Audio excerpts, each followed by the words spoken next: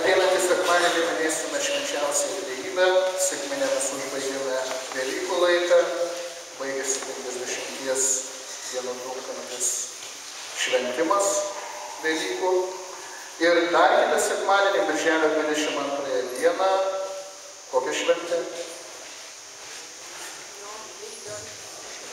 Velykinės Kristaus kūno ir kraujo šventė. Taigi pagal tradiciją yra procesija su švenčiausiu sakramentu. Tai mes ar einame lauke, turime 4 kampus ir 4 stoteles, 9 procesiją aplink. Ar sutarė? Kas už? Gerai. Tai dar tada kitą sekmadienį pasitarsime, kad kokia šeima, nes aš darydavau tai žaidinyje prie Šiluvos, tai šeima paruošdavo autorėlį. Tai reikia stam kažkas tarpesėlė ir gėlyčių. Tai bus tada jungti parapijiečiai šiek tiek ir taip pat procesijos veikla. Taigi keliauja šventosios šeimos ikona, ten rasite lankstinukus ir yra jau visos maldos. Tikrai nusirašykime ir tokia graži bendrystė vyksta, kai šeima perduoda šeimai ir paskui pabūna, kartu kavos išgeria, kartu pasimeldžia, pabendrauja, tai yra tikrai nuostabu. Aš manau, jeigu dar vis neusirašančių, kitą sekmadienį kviesim paliudyti kokią va šeimą mūsų, bet čia kur aktyviai, kad tikrai yra nuostabu. Nebūkime užsidarę savyje, prakinkime duris vieni kitiems. Ir šventosios šeimos ikono keliavimui galima užsirašyti po mišių prie išėjimo.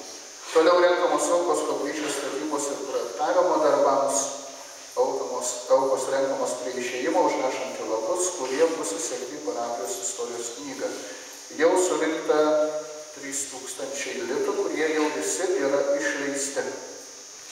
Atiduoda geologui, kad padarė žemės tyrimus koplyčios būsimos 1000 litų. Ir vakar atidaviau 2000 litų lygiai, tai jau galite matyti būsimos bažnyčios kontūrus, jau aiškiai nugramdytas visas sklypas, gražiai sulygintas, taigi jau ten matai atiduota tas, kuris dirbo su traktu, su tuo greideriu. Tai 2000, visų 3000. Artimiausi darbai tai įvado projektas, kuris reikalaus vien tik tai projektas 1500, plus elektros galia ir įvadas dar 9000. Ir vandentekio projektas su parašėliu, kad leis prisijungti prie šito, nes šito dabar nėra valstybinių tinklų, o yra privatus.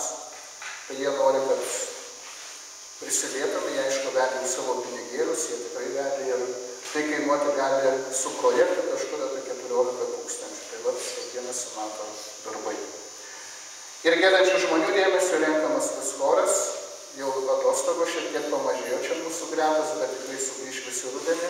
Tam mūsų, mano pavaduotojas pastoracinės tarybos Aleksas davė kiekvienam lapuką, kur jie yra. Turite? Ne visi turite. Tam davė, kad mes giedotume, neįsidėtume į tašes, bet tam, kad visi giedotume. Nes čia choras tik padeda mums giedoti. O mes visi įsijungėme į tą giesmę ir tikrai būkime bestipri, pripildytą dvasios bažnyčiai. O dabar tęsime šventų mišių.